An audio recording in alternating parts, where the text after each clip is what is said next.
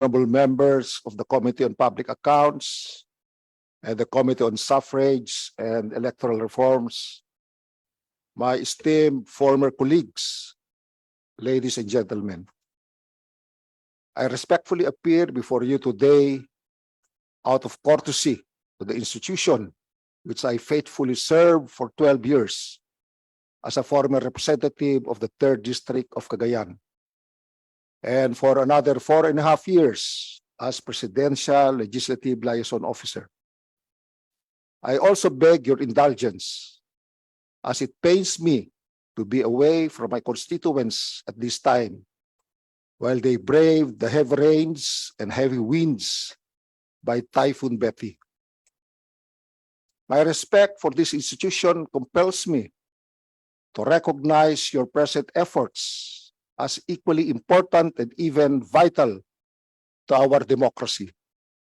Yet, with due respect, I humbly submit that the independence of our Supreme Court and our constitutional commissions, particularly the Commission on Audit and the Commission on Election, likewise deserve utmost consideration.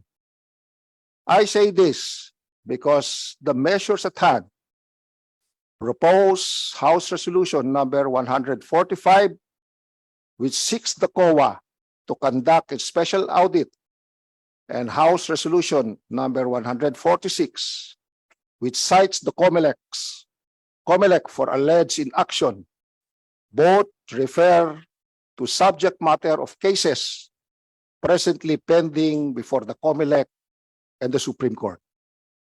A petition for certiorari docketed as GR number 265847 is pending before the Supreme Court and Bank, involving the final resolution of the COMELEC and Bank in the petition for disqualification docketed as SPA number 22-089 DC, filed before the COMELEC by Dr. Sara de Guzman Lara, who is the wife of the honorable author of the House Resolutions numbers 145 and 146. Dr. Lara's petition for disqualification alleged supposed incidents of vote buying and purported illegal distribution of public funds during the campaign period in the province of Cagayan. But the COMELEC Second Division found that there was no vote buying because the projects of the province of Cagayan were implemented not for the purpose of enticing the beneficiaries to vote for me. Then the COMELEC and Bank dismissed Dr. Lara's petition for disqualification for lack of jurisdiction. A similar petition for disqualification, docketed as SPA numbers 22-064 DC and 22-077 DC, was filed by Victorio N. Kasaway, who appears to be the Chief of Staff of the honorable author of the proposed House Resolutions.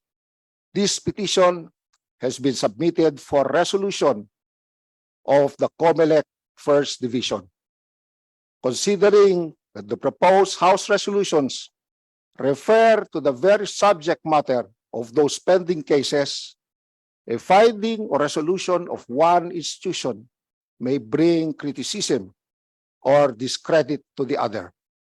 For instance, since the COMELEC Second Division already ruled out the existence of any vote buying, much less any influence exerted upon the voters, it could be said that the proposed House Resolutions were based on false premises. The present inquiry could also be used to unwarrantedly create or sway public perception, or worse, influence the resolution of the pending cases before the Supreme Court and the COMELEC. If the Supreme Court or the COMELEC would rule contrary to public perception, criticisms could be thrown against the administration of justice. If they rule as public perception would have it, their independence and integrity would be put to doubt. In either case, the rule of law would suffer. As such, I respectfully seek this Honorable Joint Committee to consider the rule on sub judice, which restricts comments and disclosures pertaining to judicial proceedings in order to avoid prejudging the issue, influencing the court, or obstructing the administration of justice. After all, the Supreme Court cautions that, close and open parentheses and open quotation, there is no congressional power to expose for the sake of exposure. Thank you, and God bless to all of you.